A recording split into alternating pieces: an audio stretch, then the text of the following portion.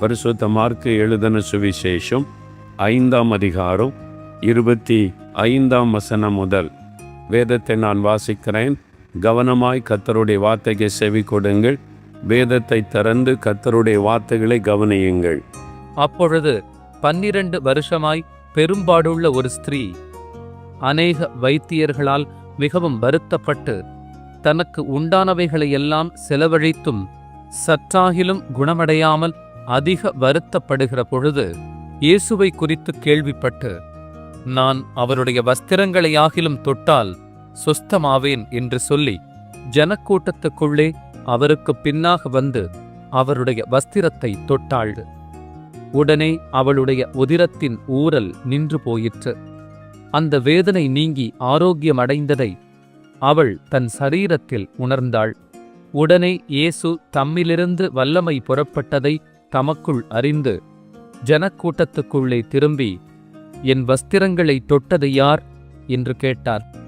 அவருடைய சீஷர்கள் அவரை நோக்கி, திரளான ஜனங்கள் உம்மை நெருக்கிக் கொண்டிருக்கிறதை நீர் கண்டும் என்னை தொட்டது யார் என்று கேட்கிறீரே என்றார்கள்.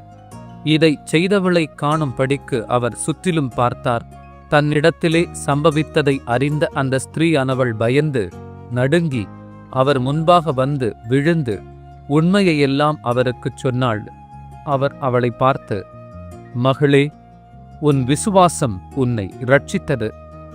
நீ சமாதானத்தோடே போய் உன் வேதனை நீங்கி சுகமாய் இரு என்றார்.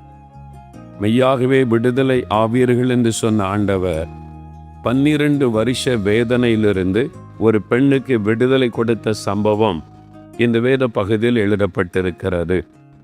இயேசுவை ஒரு மனிதன், யவீரு என்கிற மனிதன் வந்து தன் மகளுக்காக வேண்டிக் கொண்டபோது இயேசு அவனோடு கூட புறப்பட்டு போனார். போகிற வழியிலே இந்த அற்புதம் நடைபெறுகிறது. 12 வருஷமாய் பெரும்பாடு என்கிற நோயினால் பாதிக்கப்பட்ட ஒரு பெண் இயேசுடைய வஸ்திரத்தை ஆகிலும் தொட்டால் சுகமாவேன் என்று அவள் பின்னாக வந்து இயேசுவின் வஸ்திரத்தை தொட்ட பொழுது அற்புதமான சுகத்தை பெற்றுக்கொண்டாள். 12 வருஷ வேதனைகளிலிருந்து ஒரு விடுதலை. 12 வருஷம் அவளை பாதித்து கொண்டிருந்த அந்த போராட்டத்திலிருந்து ஒரு விடுதலை ஆண்டவர் அவளுக்கு கொடுத்து அவளை மகிழ பண்ணி அவளை சமாதானத்தோடு கூட அனுப்பினார்.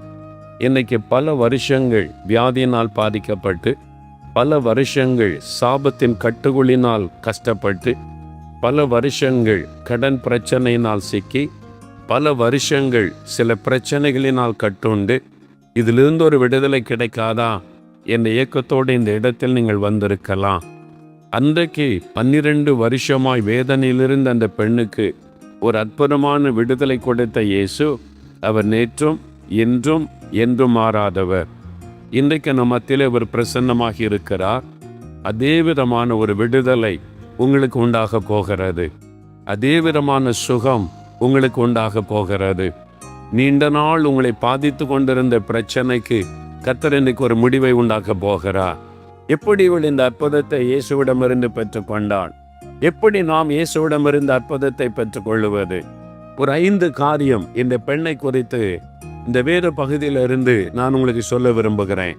முதலாவது 27வது வசனம் சொல்லுகிறது, இயேசுவை குறித்து கேள்விப்பட்டாள். முதலாவது அவள் அற்புதத்தை பெறுவதற்குள்ள காரியம், இயேசுவை குறித்து அவள் கேள்விப்பட்டாள். அல்லேலூயா! அதான் அந்த அற்புதத்துக்கு முதல் காரியம். அவள் இரட்சகரை குறித்து, சுகமளிக்கிறவரை குறித்து, விடுவிக்கிறவரை குறித்து அவள் கேள்விப்பட்டாள்.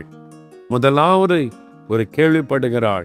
நீ எங்கெங்கேயோ போற, பணத்தெல்லாம் செலவு பண்ற, ஆனால் ஒரு வைத்தியர் இருக்கிறார், இலவசமா சுகமாக்குறாரு. அவர் யார்கிட்டையும் காசு வாங்குறது இல்லை. குருடர்களுக்கு பார்வை கொடுத்துட்றாரு. சப்பானியா போனா நடக்க வச்சிடுறாரு. மருந்தெல்லாம் தரமாட்டாரு. ஒரு வார்த்தை சொன்னா சப்பானி நடந்துடுறாங்க. அப்படி கையை வச்சு தொட்ட கண் பார்வை வந்து விடுகிறது. செத்தவங்களை தொட்டா கூட உயிரோடு எழும்பிடுறாங்க.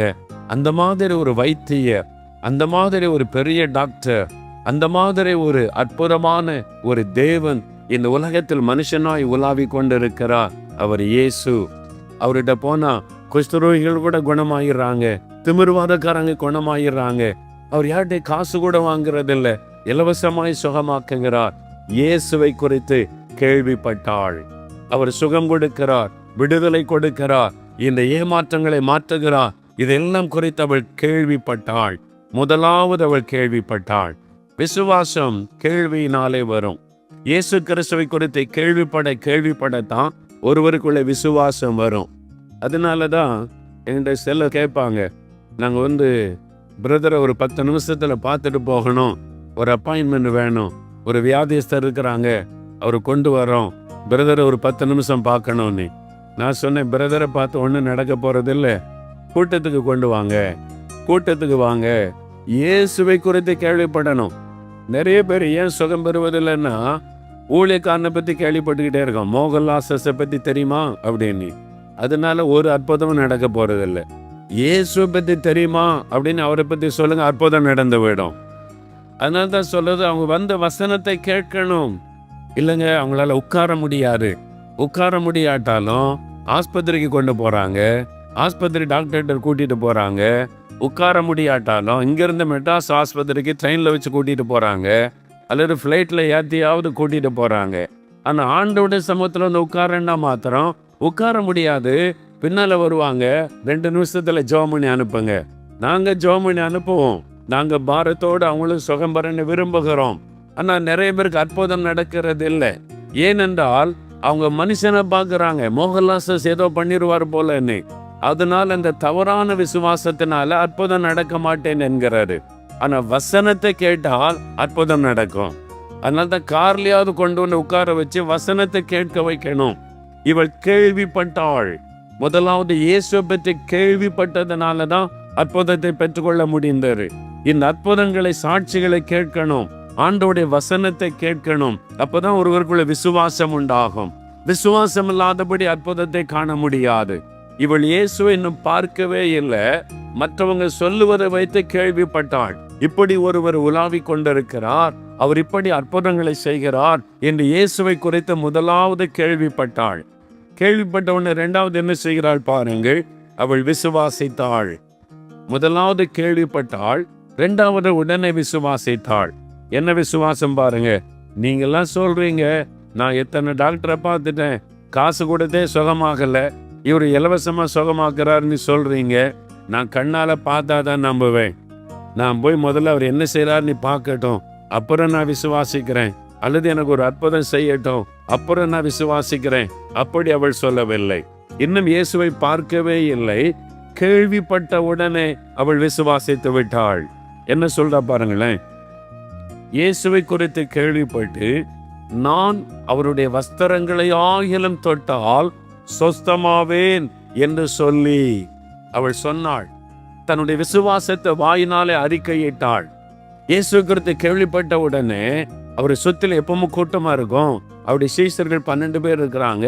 இயேசு போகிற இடம்லாம் மக்கள் கூட்டம் திரளா இருக்கும். இதெல்லாம் அவள் கேள்விப்படுகிறாள். இயேசுவை பற்றி, அவருடைய அற்புதத்தை பற்றி, அவருடைய சீஷர்களை பற்றி, அவர் போகிற இடமெல்லாம் ஜனங்கள் கூட்டமாய் வருவதை குறித்து உடனே அவள் யோசித்துடா, நான் போய் இந்த வியாதியை எப்படி அவருக்கு முன்னால சொல்ல முடியும்?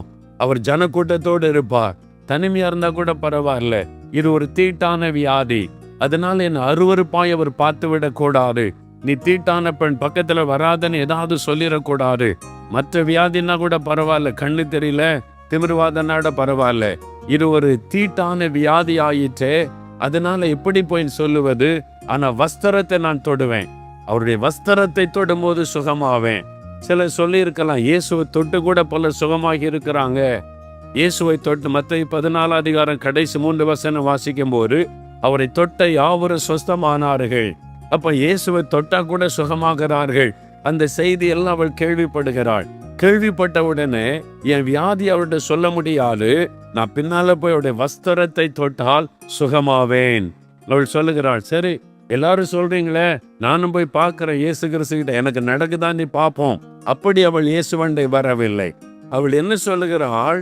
நான் சுகமாவேன், சொஸ்தமாவேன், அவருடைய வஸ்திரத்தை நான் தொடும் பொழுது சுகமாவேன். I am going to be healed. நான் சுகத்தை பெற்றுக்கொள்ள போகிறேன், நான் சுகமாக போகிறேன். வாயினாலே சொல்லுகிறாள், தன்னோடு பேசின அந்த கிராமத்தின் மக்களிடத்துல சொல்லியிருப்பாள், இயேசு இப்படிப்பட்டவரா, இப்படியெல்லாம் அற்புதம் செய்யறாரா, அதை நீங்க பாத்தீங்களா? அப்ப நான் போய் அவருடைய வஸ்திரத்தை தொட்டு சுகமாவேன். விசுவாசம்.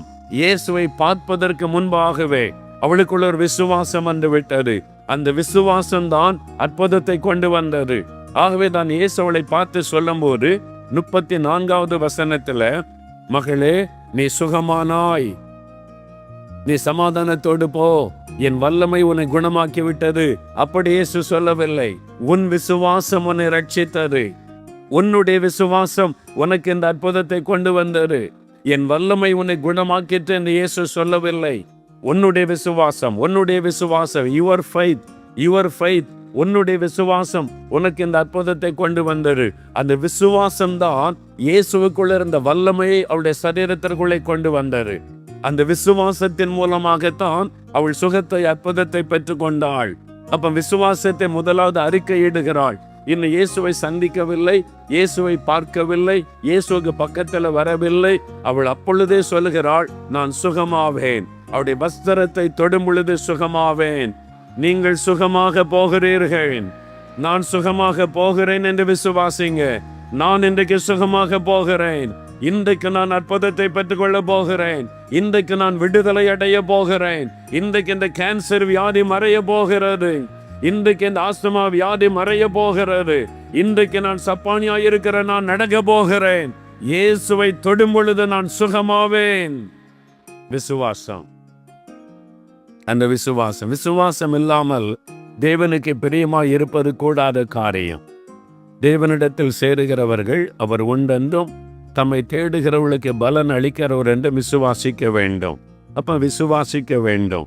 அவள் பாருங்க, கேள்விப்பட்ட உடனே விசுவாசிக்கிறாள்.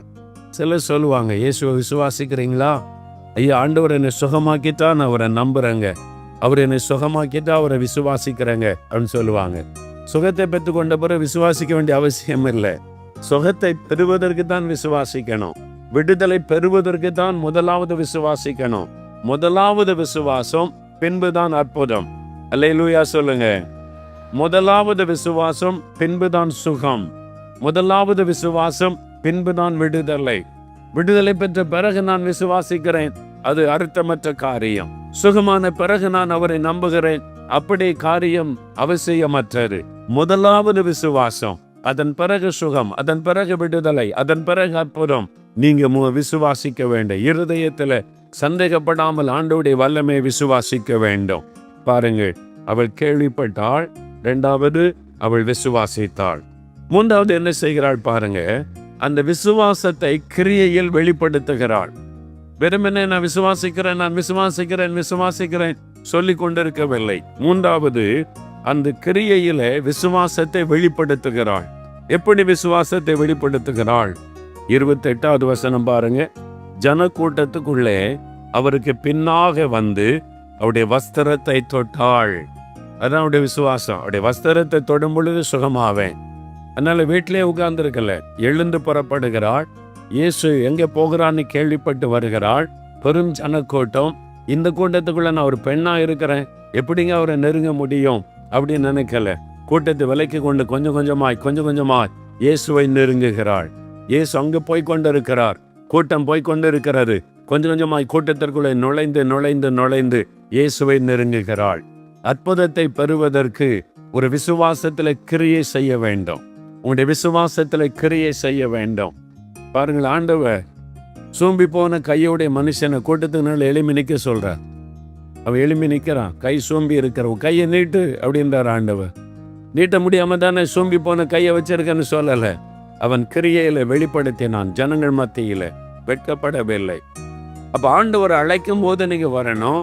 ஆண்டவர் மேல் வச்சுக்கிற விசுவாசத்தை வெளிப்படுத்தணும். உங்களுடைய விசுவாசத்தை வெளிப்படுத்தும் போதுதான் அற்புதம் நடக்கும். கிரியை இல்லாத விசுவாசம் செத்தது.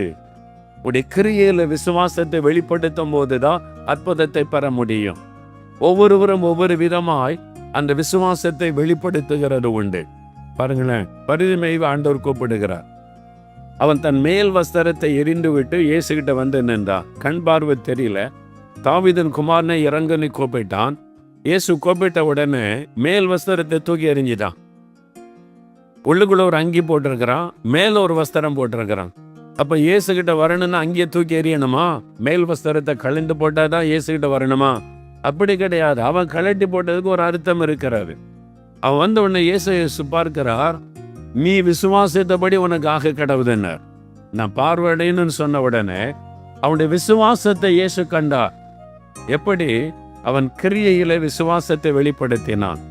அவன் போட்டிருந்த மேல் வஸ்திரம் அந்த நாட்களில குருடர்களுக்கு என்று அரசாங்கம் கொடுக்கிற ஒரு வஸ்திரம், யூனிஃபார்ம் மாதிரி, ஒரே மாதிரி ட்ரெஸ் கண் தெரியாதவங்களுக்கு கொடுத்திருப்பாங்க.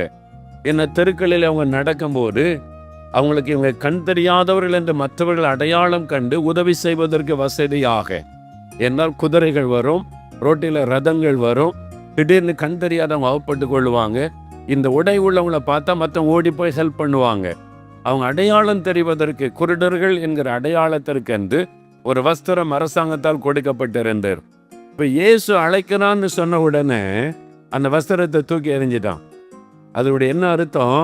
இனிமேல் நான் குருடன் அல்ல, இனிமேல் இந்த குருடனுக்குரிய உடை எனக்கு தேவையில்லை. இயேசு கூப்பிடுறாரு, இன்னும் கண் சுகமாகல. இயேசு என்ன சொல்லுவாரோ அதெல்லாம் தெரியாது, இன்னும் அற்புதம் நடக்கவில்லை.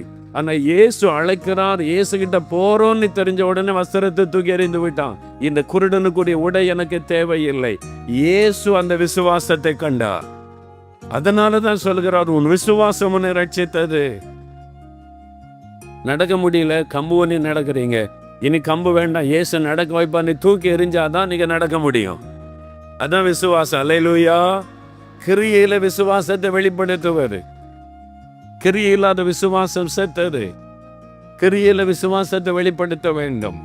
ஒரு ஊழியக்காரர் பிரசங்கம் பண்ணி கொண்டிருந்தா, அப்பொழுது ஒரு 4 பேர் வீல் சேர்ல கொண்டு வந்து உட்கார வச்சிருந்தாங்க. முன்னால வரிசையா நிக்க வச்சிருந்தாங்க. 4 பேர் வீல் சேர்ல உட்கார்ந்து இருக்கிறாங்க. அவர் பிரசங்கம் பண்ணி ஜபநேரத்தில் திடீர்னு ஆவியானவர் சொன்னார், இந்த வீல் சேர்ல இருக்கிறவங்கள நான் குணமாக்குறேன், எழும்பி நடக்க சொல்லுன்னு சொன்னார். உடனே சொன்னார், 4 பேர் அப்படி உட்கார்ந்து இருக்கிறாங்க வீல் சேர்ல. அவர் சொன்னார், இயேசு உங்களை சுகமாக்குறார், எழும்பி நடங்க, இயேசுவின் நாமத்தால எழும்பி நடங்கன்னு. உடனே ஒருத்தர் கையை ஒன்றினார், அந்த வீல் சேரை விட்டு எழும்பினார், நடக்க ஆரம்பிச்சார். நடக்க முடிந்தது. ஒரு 4-10 அடி நடந்தார், அப்புறம் ஓட ஆரம்பிச்சிட்டார். 2வது ஆள் எழும்பினாங்க, நடக்க ஆரம்பிச்சாங்க, நடக்க முடிந்தது. 3வது உள்ள சகோதரி எழும்பினாங்க, நடந்துட்டாங்க. 3 பேர் நடந்துட்டாங்க. 4வது ஒரு சகோதரி மாத்திரம் வீல் சேர்ல அப்படியே உட்கார்ந்து இருக்கிறாங்க. அவர் சொல்லுகிறார், இயேசு குணமாக்கிட்டார், எழும்பி நடங்க, எழும்பி நடங்கன்னு அப்படியே உட்கார்ந்து இருக்கிறாங்க. அவங்க நீங்க நடங்க அப்படின்னு கேட்டா, நடக்க முடியாம தானே உட்கார்ந்து இருக்கிறான் ஐயா அப்படின்றாங்க. இல்ல அவங்க நடக்கிறாங்களே அப்படின்னு. அவங்க நடக்கிறாங்க, என்னால் நடக்க முடியல. அவங்க கிரியையில விசுவாசத்தை வெளிப்படுத்தவில்லை. அவங்க ஏதோ மந்திரம் நடக்கும் போல நினைச்சுக்கிட்டு இருந்தாங்க. விசுவாசம் வெளிப்படும் போதுதான் அற்புதம் நடைபெறும். அல்லேலூயா. அப்ப கிரியையில விசுவாசம் வெளிப்படுத்தப்பட வேண்டும். இந்த பெண், நான் அவருடைய வஸ்திரத்தை தொடும் பொழுது சுகமாவேன், அந்த விசுவாசத்தை வெளிப்படுத்துகிறாள். கூட்டத்துக்குள்ளே நுழைந்து போகிறாள். இயேசுவுக்கு பின்னாலே போகிறாள், முன்னாலே வராதபடி. அவர் பின்னாலே கொஞ்சம் கொஞ்சமாய் கூட்டத்தை விலக்கி கொண்டு அவள் நடந்து நடந்து நடந்து இயேசுக்கு அருகிலே போகிறாள். 5 நிமிடத்துல போயிருக்க முடியாது. ஒரு பெரும் கூட்டம் இயேசுக்கு பின்னாலே போகிறது. எவ்வளவு நேரம் இயேசுவோடு கூட நடந்து நடந்து வேக வேகமாய் அவள் கூட்டத்தை விலக்கி கொண்டு போனாலும் நமக்கு தெரியாது. இப்பொழுது இயேசுடைய வஸ்திரத்தை தொட்டு விட்டாள். ஒரு எதிர்பார்ப்பு, நான் சுகமா போறேன், நான் சுகமாக போறேன், நான் சுகமாக போறேன், வஸ்திரத்தை தொடும் பொழுது சுகமாக போகிறேன். நெருங்க நெருங்க நெருங்க அவனுடைய விசுவாசம் பெரிதாகி கொண்டே வருகிறது. இயேசுடைய வஸ்திரத்தை பக்கத்துல கை போகும்போது ஒரு விசுவாசம் பெரிதாகி கொண்டே போகிறது. நான் சுகமாக போகிறேன், இப்பொழுது சுகமாக போகிறேன். தொட்டாள், உடனே வல்லமை அவளுக்குள்ளே பாய்ந்து வந்தது. உடனே அவள் சுகமாகி விட்டாள். அல்லேலூயா. அப்போ முதலாவது கேள்விப்பட்டாள், 2வது விசுவாசித்தாள், 3வது விசுவாசத்தை கிரியையிலே வெளிப்படுத்தினாள். நம்முடைய விசுவாசத்தை கிரியையிலே வெளிப்படுத்த வேண்டும். அப்பதான் அற்புதத்தை நாம் காண முடியும். சும்மா நான் விசுவாசிக்கிறேன் என்று சொல்லிக் கொண்டிருந்தால் போதாது, கிரியையிலே வெளிப்படுத்த வேண்டும். 4வது, அவள் சுகத்தை பெற்றுக் கொண்டாள். பாருங்க 29வது வசனம். உடனே அவளுடைய உதரத்தின் ஊரல் நின்று போயிற்று, அந்த வேதனை நீங்கி ஆரோக்கியம் அடைந்ததை அவள் தன் சரீரத்தில் உணர்ந்தாள். அல்லேலூயா. அவள் சுகம் பெற்றதை எப்படி சொல்ற அப்படின்னு கேட்டா, நான் உணர்ந்தேன், என் சரீரம் சுகமாகி விட்டது. அந்த உதரத்தின் ஊறல் நின்று விட்டது, அந்த இரத்த கசிவு நின்று விட்டது. நான் ஃபீல் பண்றேன், நான் அனுபவிக்கிறேன். அவளால் அந்த சுகத்தை உணர முடிந்தது. ஒருத்தர் வந்து சொன்னாங்க, ஸ்பைனல் கார்டில் எனக்கு 18 வருஷம் பிரச்சனை. ஸ்பைனல் கார்டில் 18 வருஷம். ஒரு பக்கம்தான் சரிஞ்சு படுக்க முடியும். ராத்திரி படுக்கையில் ரொம்ப கஷ்டம். சைக்கிள் ஓட்ட முடியாது, பைக் ஓட்ட முடியாது, பொருள் தூக்க முடியாது, கஷ்டம். ஒரு கூட்டத்தில் ஆண்டவர் குணமாக்கிட்டா. சுகமாயிட்டேன்னு எப்படி சொல்கிறீங்கன்னு கேட்டா, அந்த வேதனை இல்லை, இப்போ என்னால் குனிய முடியுது, அந்த வலி இருந்ததுக்கான சிம்டமே இல்லை. எப்படி நடந்ததுன்னு கேட்டவங்க சொன்னாங்க, ஜெபிக்கும் போது என் முதுகுத்தண்டில் இருக்கிற வலி மாறணும்னு நான் ஜெபிக்கும் போது ஒரு கை என் முதுகுத்தண்டை தடவி விட்டதை நான் உணர்ந்தேன். ஒரு ஆள் தொடுவதை போல என் முதுகில் ஒரு கை அப்படியே தொட்டு தடவி விட்டதை உணர்ந்தேன். உடனே வலி மறைந்தார்.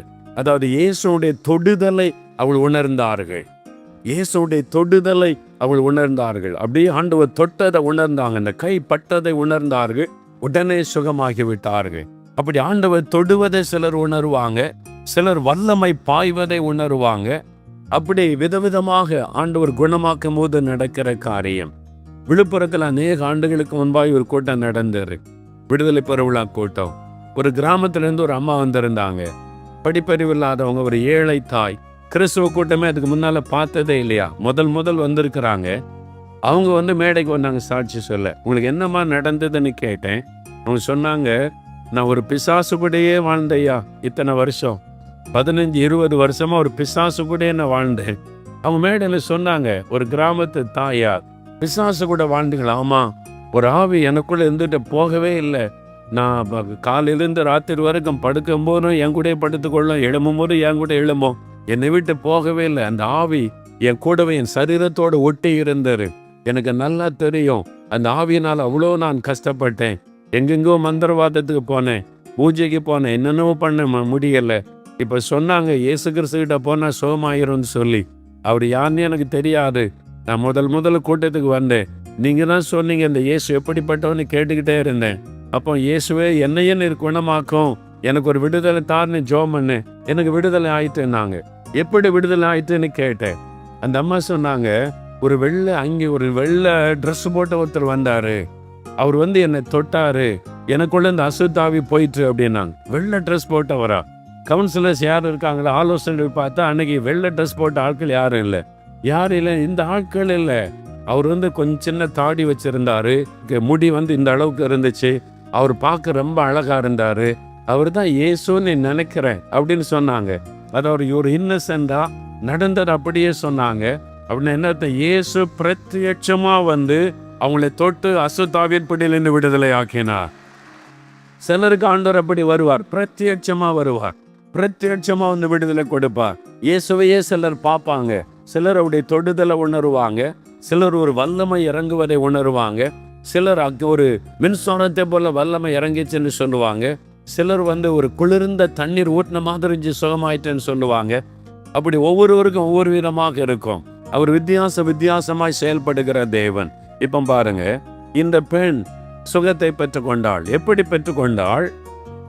அவள் தொட்ட உடனே இயேசுக்குள்ளிருந்து ஒரு வல்லமை அவளுக்குள்ளே புறப்பட்டு வந்தது. உடனே அவளுடைய உதரத்தின் ஊறல் நின்று போயிற்று. அவள் வேதனை நீங்கி ஆரோக்கியம் அடைந்ததை அவள் உணர்ந்தாள். உடனே சுகமாகிவிட்டாரு. அவளால் அதை உணர முடிந்தது. இன்னும் கொஞ்ச நேரத்தில் நம்ம ஜெபிக்க போறோம். நீங்க சுகமானதை உணர போறீங்க, நோய்கள் மறைவதை உணர போறீங்க, உங்களுடைய சரீரத்தில் ஒரு விடுதலை உண்டாவதை உணர போறீங்க, அவருடைய தொடுதலை உணர போகிறீங்க. விசுவாசிக்கிறீங்களா? என்னால் இயேசுங்க தான் உலாவி கொண்டிருக்கிறார். உங்களுடைய விசுவாசத்தினால தான் அவரை தொட முடியும். உங்களுடைய விசுவாசத்தினால தான் அவரை நீங்க தொட முடியும். உங்களுடைய விசுவாசம் ஒரு அற்புதத்தை அவள் உணர்ந்தார். அடுத்து என்ன நடக்கிறது பாருங்க. 5வது, அவள் அப்படியே ரகசியமா சுகம் பெற்றுட்டு ரகசியமா போயிடலாம் அப்படின்னு திரும்பின உடனே இயேசு டக்குன்னு நின்றுட்டார். இயேசு நின்ற உடனே முழு கூட்டம் நின்று விட்டு, என்ன அப்படின்னு கேட்டா, என்னை தொட்டது யார் ஆண்டவர் கேட்டார்.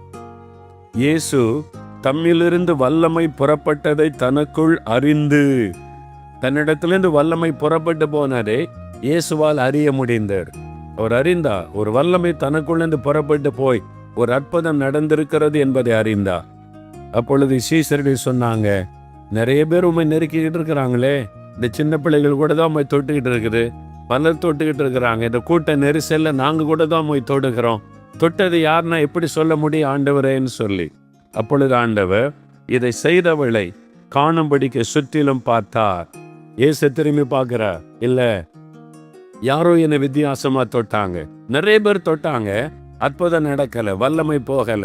இந்த பெண் தொட்ட போது இயேசுக்குள்ள வல்லமை வந்தது. மற்றவங்க சும்மா தொட்டாங்க, சும்மா கூட்ட நெரிசல்ல தொட்டாங்க. ஒருவேளை சில தொட்டு பார்த்துருப்பாங்க இயேசுவை. அப்படி கூட சில ஆட்கள் இருக்கான், அவர் எந்த மாதிரி ட்ரெஸ் போட்டிருக்காரு அப்படின்னு ஆசையா பல தொட்டு பார்த்துருப்பாங்க. அவங்களுக்கெல்லாம் அற்புதம் நடக்கவில்லை. சும்மா தொட்டு பார்த்தாங்க, நெரிசல்ல அவரை தொட்டாங்க, அற்புதம் நடக்கவில்லை. பலர் தொட்ட போதில் அற்புதம் நடக்கல. இந்த ஒரு பெண்ணுக்கு தான் அற்புதம் நடந்தது. ஏன் என்று சொன்னால், இவள் மாத்திரம்தான் விசுவாசத்தோடு தொட்டாள். அல்லேலூயா. இவளுக்குள்ள இருக்கிற விசுவாசம் இவள் கைமொழியாக இயேசுக்குள்ளே கடந்து போனாரு. இயேசுக்குள்ள இருக்கிற வல்லமையை அவளுடைய சரீரத்திற்குள்ளே கொண்டு வந்தார். நம்முடைய விசுவாசம் புறப்பட்டு போய் தான் ஆண்டவரிடத்தில் இந்த வல்லமையை நமக்குள்ளே கொண்டு வருகிறார். நம்முடைய விசுவாசம் அவ்வளவு வல்லமை உள்ளது. ஆனால் ஆண்டவர் சொல்லுகிறார், விசுவாசம் உள்ளவளாயிருங்கள், பயப்படாத விசுவாசம் உள்ளவனாயிரு, நீ விசுவாசித்தபடி உன் ஆக கடவுது.